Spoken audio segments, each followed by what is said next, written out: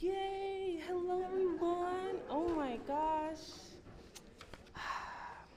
Well, good morning. Welcome to the Unitarian Universalist Church of Sarasota and Lakewood Ranch. My name is Indira Allen Stevens, and I'm a member of the worship committee, which coordinates Sunday services when our minister is away. We especially want to welcome any visitors, both on campus and over live stream. We invite our visitors to participate in any of our events, and we welcome you to find out more about us and Unitarian Universalism. Please consider registering on our virtual guest book, which you can find via a link on the homepage of our website, uucsarasota.com, on the banner at the top marked Welcome. If you do, we will send you our weekly newsletter and Zoom links to our virtual events. If you are here in person, there is a sign-up sheet for visitors, and as always, we invite you to join us for coffee and conversation after service. We look forward to getting to know you, and we have a few announcements.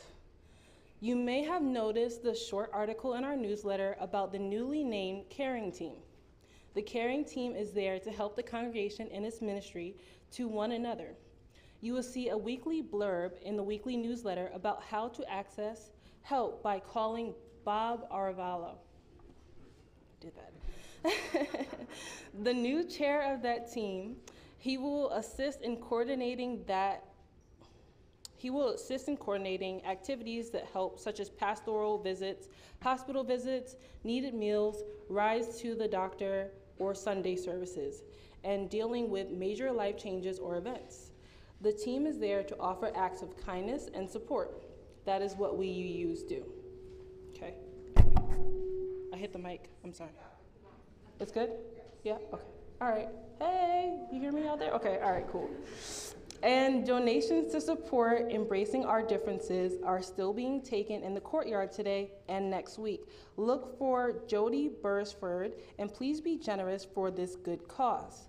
Finally, join us after service today in the Lexoff Gallery for the opening reception of our Fall UUCS Members Art Exhibit.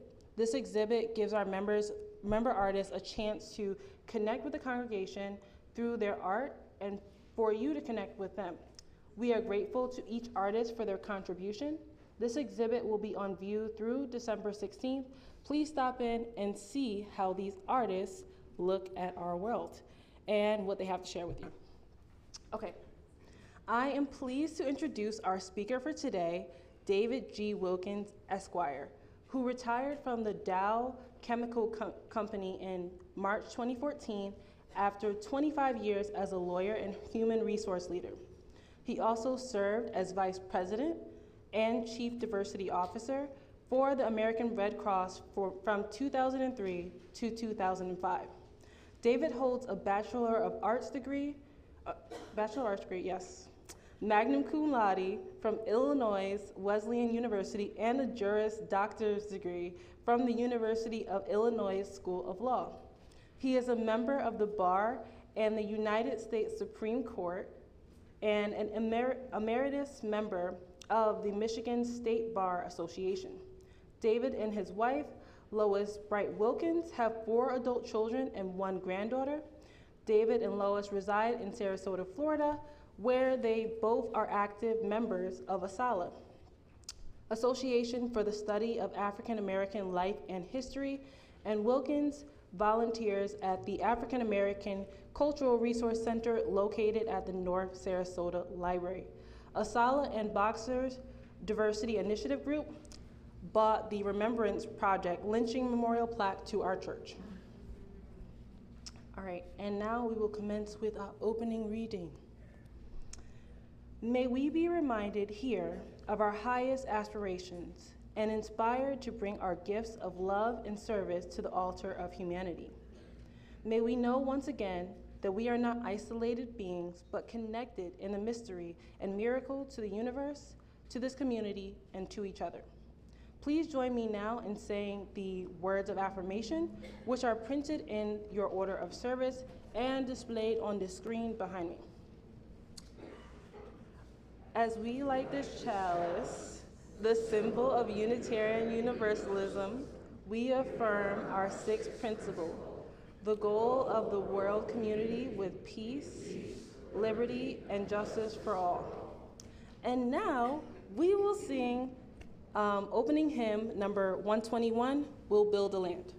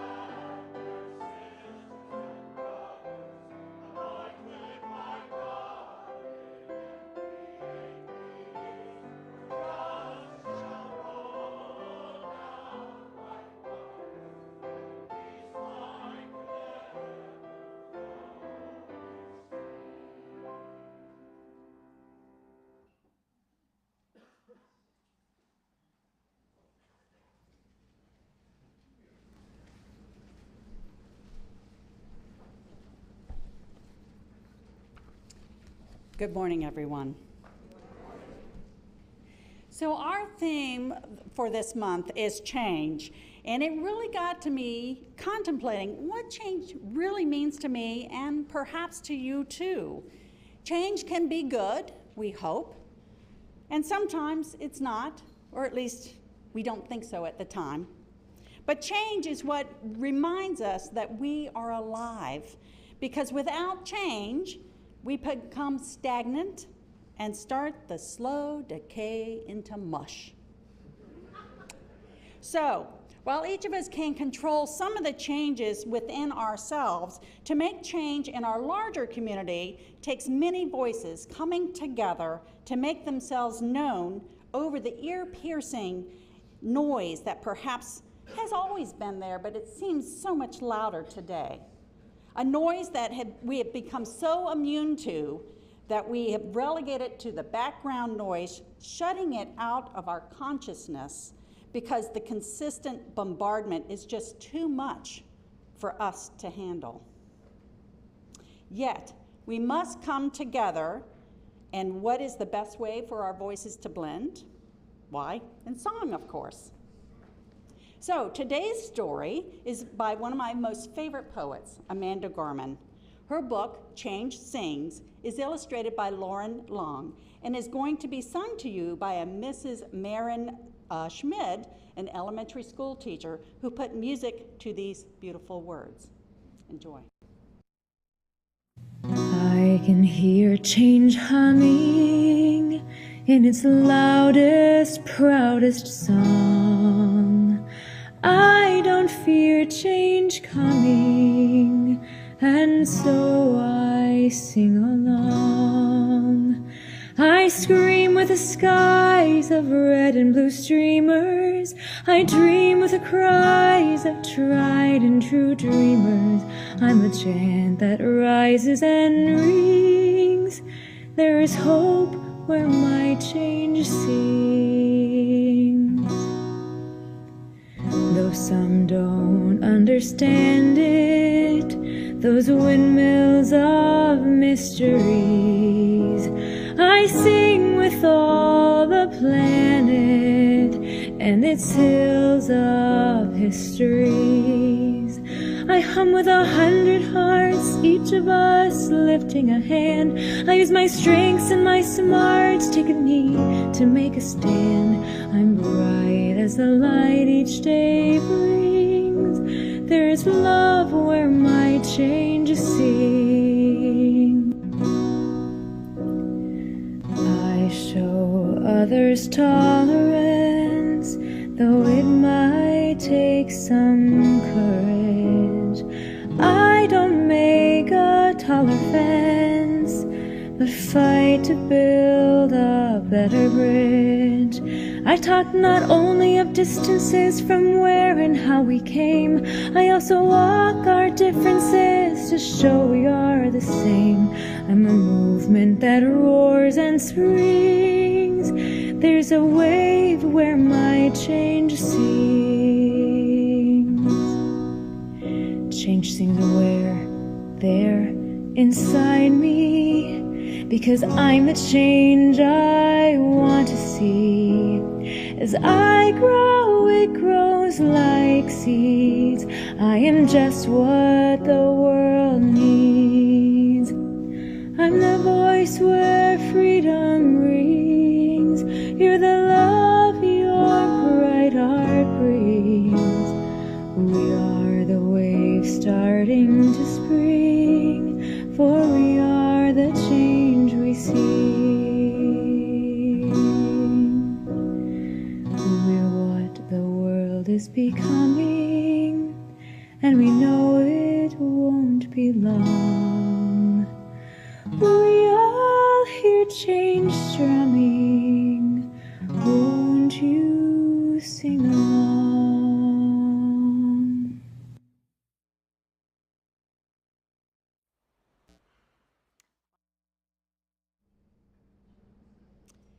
We are what the world is becoming, and we know it won't be long. We all hear change strumming, so won't you sing along? Or hum it? or whistle it or tap it out, but come together to lift change up. May it be so. Now, if our younger UUs will join me in the back, we will go on to our classes. Thank you.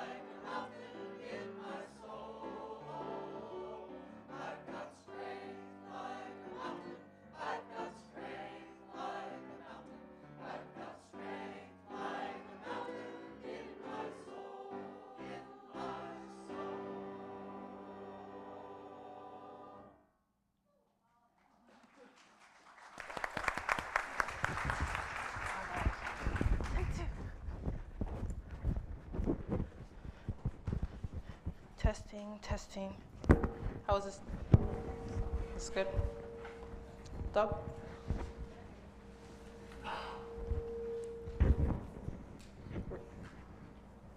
Good? Okay.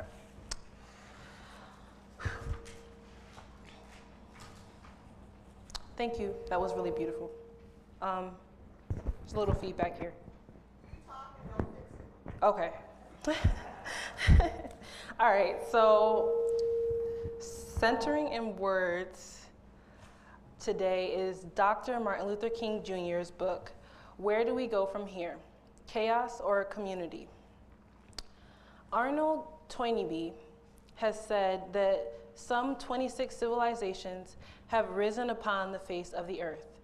Almost all of them have descended into the junk heaps of destruction. The decline and fall of these civilizations, according to Toynbee, was not caused by external invasions, but by internal decay. They failed to respond creatively to the challenges impinging upon them. If Western civilization does not respond constructively to the challenges to banish racism, some future historian will have to say that a great civilization died because it lacked the soul and commitment to make justice a reality for all men. And now we take 1 minute of silence to reflect on these words.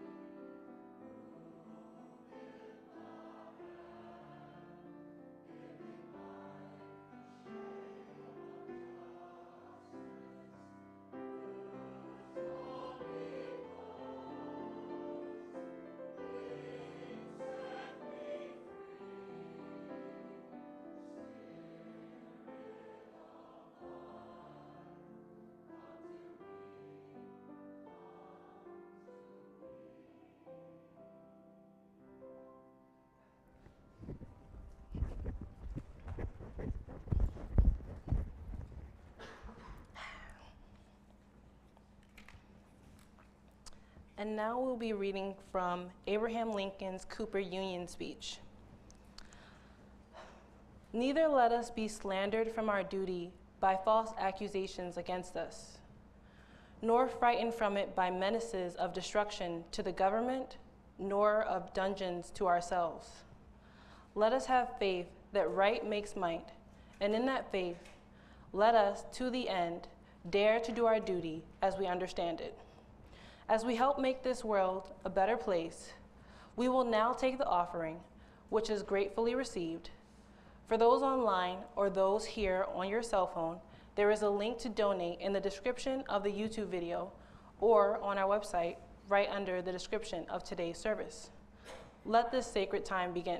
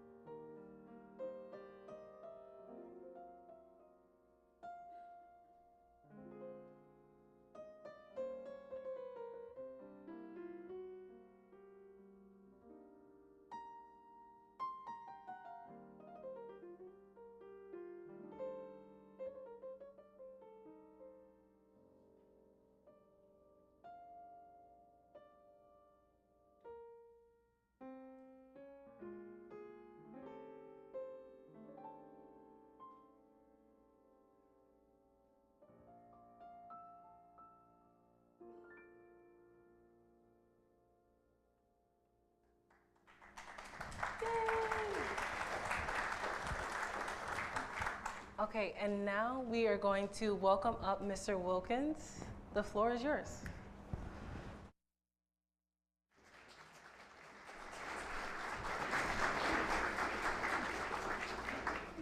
Good morning. Let me begin with a heartfelt thank you to your church for agreeing to host the Equal Justice Initiative marker commemorating the lives and the tragic deaths of 6 African-American men known to have been lynched in our area. I pay homage to the names of those murdered Americans. I speak the name Mr. Henry Thomas. I speak the name Mr. Sam Ellis. I speak the name Mr. Wade Ellis. I speak the name Mr. Rudy. I speak the name Mr. William Ellis, and I speak the name Mr. James Franklin. Your church's decision to host the lynching marker is a testament to America's capacity for good, just as the marker itself is a witness to its capacity for evil. Let us celebrate the capacity for love and sacrifice while never losing sight of the ever-present evil that seeks to destroy. The question posed by the title, "Can the American Church Revive Civility?" assumes a fact, as we lawyers say, not in evidence. Revive presupposes that a state of civility ever existed. Can we find an era in our history where America enjoyed what we might describe as an era of civility? Webster's dictionary describes civility as a civilized conduct or polite acts or expressions. Civility comes from the Latin word civis, which means citizen. We can all recall instances where we've observed citizens, whether neighbors or strangers, displaying civility toward others, and hopefully we have some personal experience with civility in our own behavior. But the question is more far-reaching. My examination of the historical record raises serious doubts about America as a civil society. In the 16th century, Europeans invaded the homes and cultures of indigenous peoples and called it discovery, murdering millions in the process. In the 17th century, colonial Americans enslaved Africans for more than 244 years, ending only after 700,000 lives were lost in a horrific civil war. In the 19th century, America's Jim Crow laws relegated African Americans to a rigidly segregated existence that some have called slavery by another name. And in the 20th and 21st centuries, the consequence of those centuries of uncivil behavior have resulted in dramatic inequalities across all measures of quality of life between African Americans and white Americans. We began this morning by acknowledging the violence perpetrated against 6 Black men in our community's past. Violence, of course, is the antithesis of civility, and while we like to consider ourselves and our society as civil, we cannot ignore that violence was a prominent feature of every era, from founding to today, especially as it relates to my community. Across all the centuries mentioned above, violence was used to subjugate and control. The Equal Justice Initiative, founders of the Legacy Museum and the National Memorial for Peace and Justice in Montgomery, Alabama, created the Community Remembrance Project, a component of which is the lynching marker you have all agreed to host, to honor those lost to anti-Black terror, and to provide a forum through which communities could begin to confront the legacy of these crimes. EJI has documented more than 4,400 murders of Black men, women, and children between 1890 and 1950. During the Reconstruction era, which dates from 1865 to 1877, EJI historians chronicled more than 25 massacres of Black folks trying to exercise their newly won rights under the Civil Rights Act of 1866 and the 13th, 14th, and 15th Amendments. The Red Summer of 1920 was a uniquely brutal year for Black communities. The so-called race riots, called so because Black folks fought back, occurred in 25 major cities across the country, sparked by white animus and economic anxiety toward returning Black World War I veterans and towards the thousands of African American migrants who made up the first great migration from the South, fleeing the violence and threats of violence from the KKK and other white terrorist groups. My parents and most of my family joined the second great migration in the 1950s and arrived in Illinois, where I was born in 1952. They remained in the North until my 3 brothers and I were educated, married, and raising our families. We finally convinced them to return to the South in the early 1990s to escape the harsh Illinois winters. They moved to Apopka, Florida, to be near my dad's brother and his family who lived in Ocoee. I learned about the Ocoee massacre on a visit with my uncle and aunt. In almost whispered tones, my Aunt Dolores told me that Black folks had only recently begun moving to Ocoee in the 1980s. They had been absent for more than 60 years. The massacre occurred in Ocoee on the 2nd and 3rd of November 1920 and would become the largest election-related massacre in the 20th century.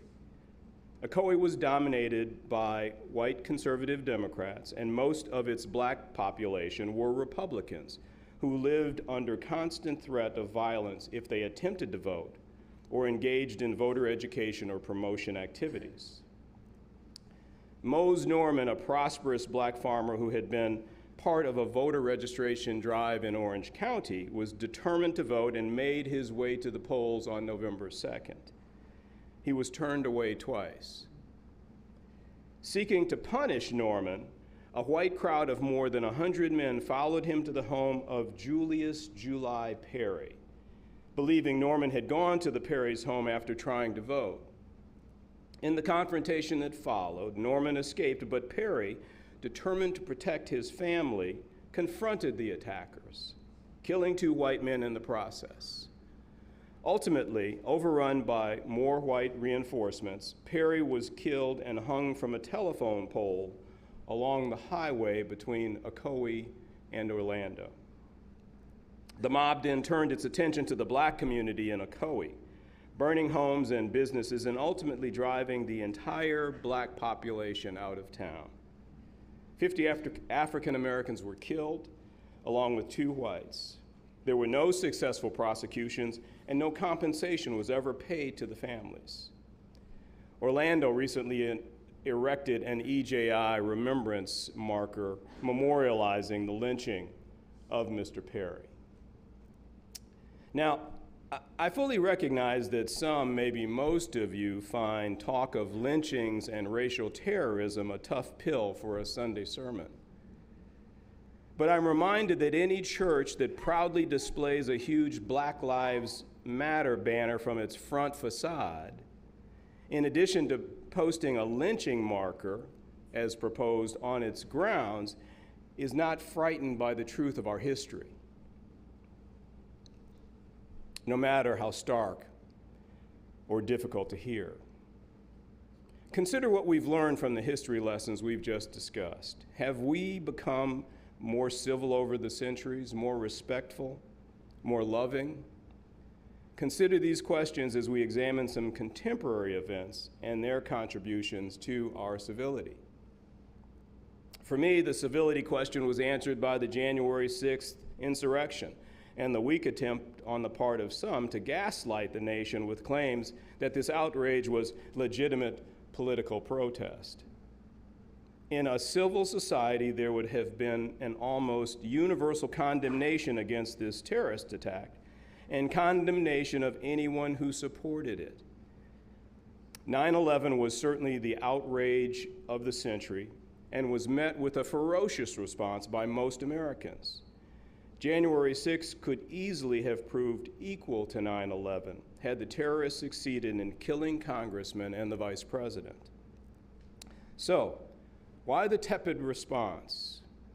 Why the tepid, embarrassing response from those who clearly know better?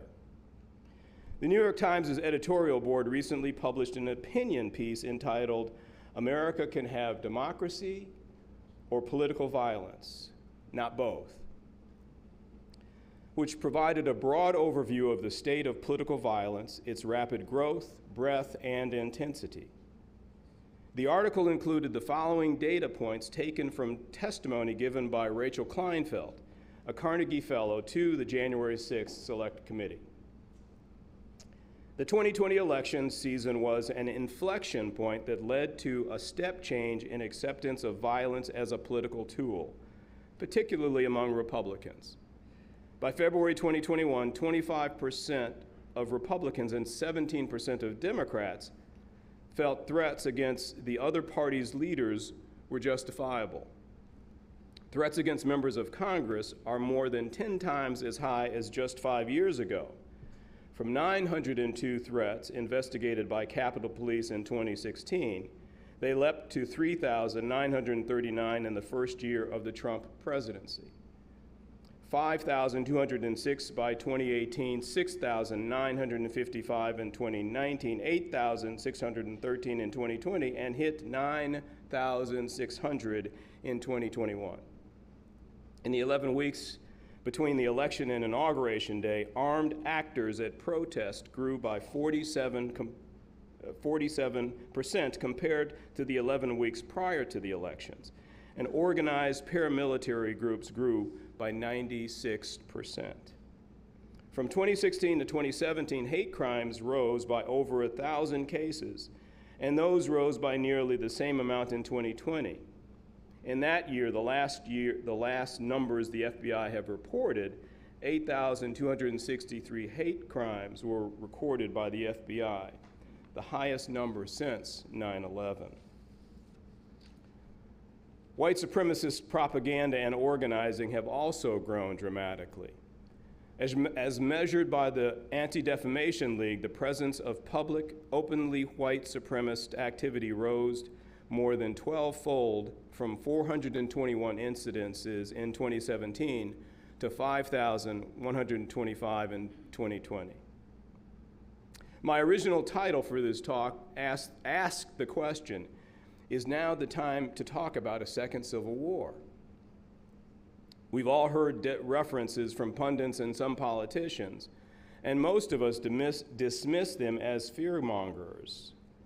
Jamel Bouie, a historian and columnist, succinctly addressed the question in his Times opinion piece entitled, "Why We Are Not Facing the Prospect of a Second Civil War."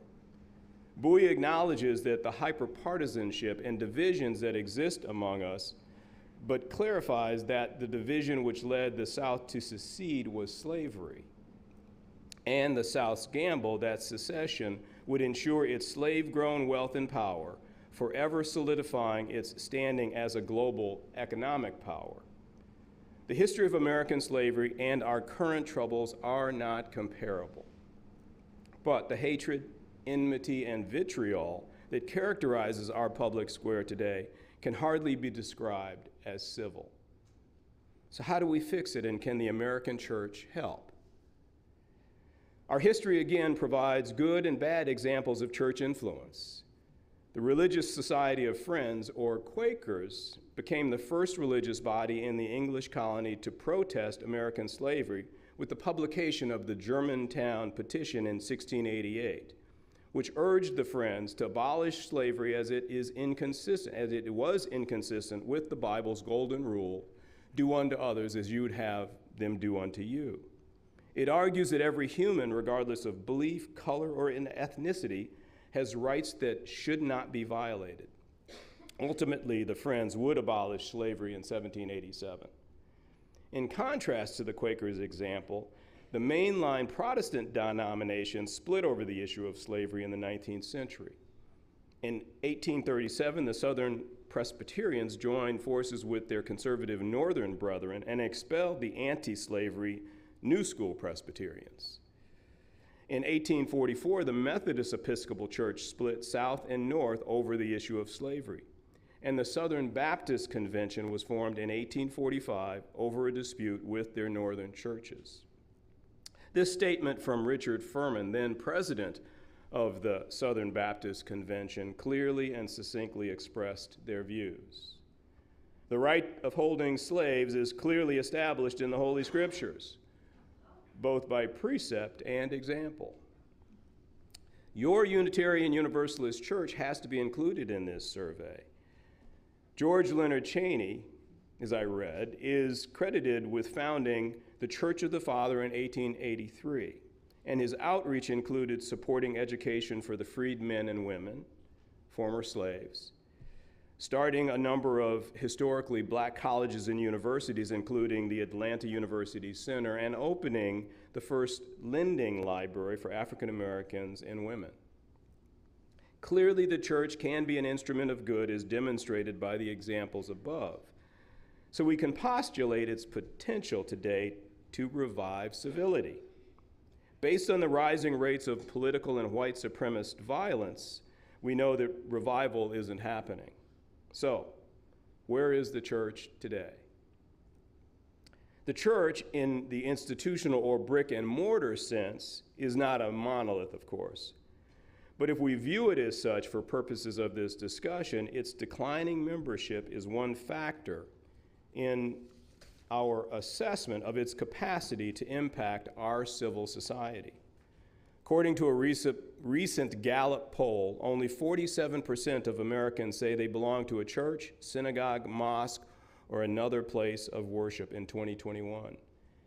Gallup's research shows a continuing decline in church membership for more than 2 decades among believers of all ages. Experts say the decline is mainly due to the increasing number of Americans who express no religious preference. Combine the declining adherence with the hyper-politicization of many churches over the last few years, and one begins to question the likelihood of the church to have real impact on civility. Consider the evangelical church in America as an example. In his Atlantic article, "The Evangelical Church is Breaking Apart," Peter Weiner, a former presidential speechwriter, says, "The aggressive, disruptive, and unforgiving mindset that characterizes so much of our politics has found a home in many American churches." Weiner tells the troubling tale of an anti-wokeness campaign waged against the pastor of the McLean Bible Church in McLean, Virginia, where my wife Lois and I attended when we lived in the area several years ago. Imagine a troll campaign run from within the church leadership against the pastor and certain alleged left-leaning board members. Weiner explains in his piece that the root of the discord lies in the fact that many Christians have embraced the worst aspects of our culture and our politics. As I close, let me answer the essential question: do I believe the institutional church can revive civility? I do not. I do, however, believe that the real church is in each of us. In our faith tradition, we are taught that we are the body of Christ, the church. In 1 Corinthians 12 through 14, Paul says, "Just as a body, though one, has many parts, but all its many parts form one body, so it is with Christ. For we were all baptized by one Spirit so as to form one body, whether Jews or Gentiles, slaves or free, and we were all given the one Spirit to drink. So like your decision as a church to confront racism, we can each make a decision each day to stand up and act out for justice, kindness, mercy, and love. This is the church that can make ours a more civil society." Thank you.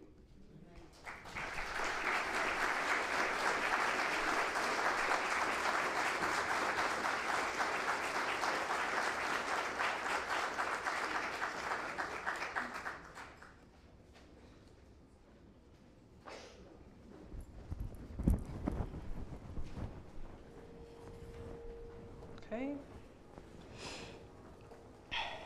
Thank you, Mr. Wilkins, for reiterating and stating the importance of the remembrance plaque. We really appreciate that.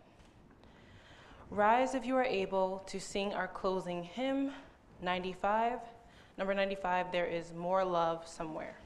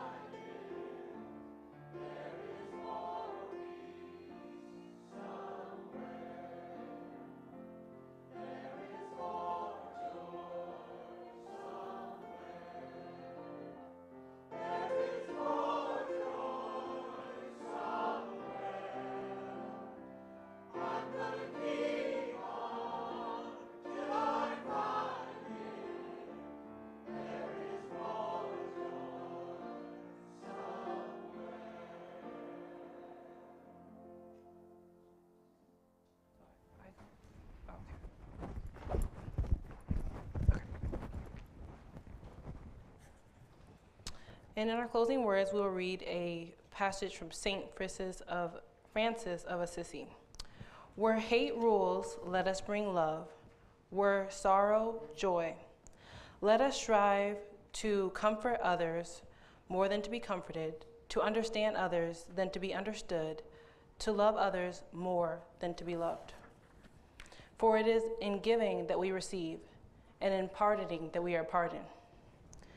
Join me as we extinguish the flame. Extinguish this flame, but not the light of truth, the warmth of community, the fire of commitment. These we carry hearts until we are together again. Thank you.